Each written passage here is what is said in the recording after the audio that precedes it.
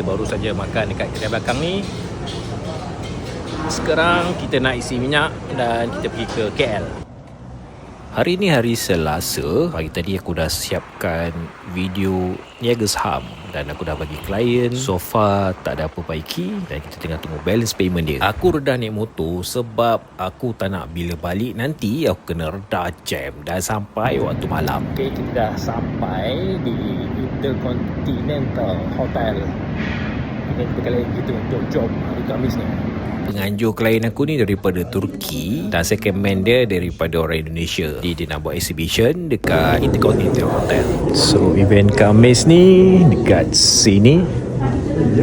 Lepas tu dia akan buat launching dekat foyer depan ni. Lepas tu kita punya B2B networking kita dekat dalam ni.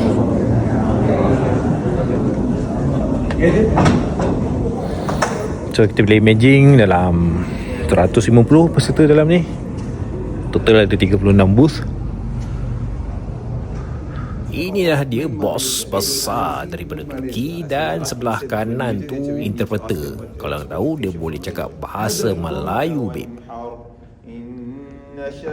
Mamat ni boleh cakap Melayu daripada Niger. 1, 2, 3, 4. Okay.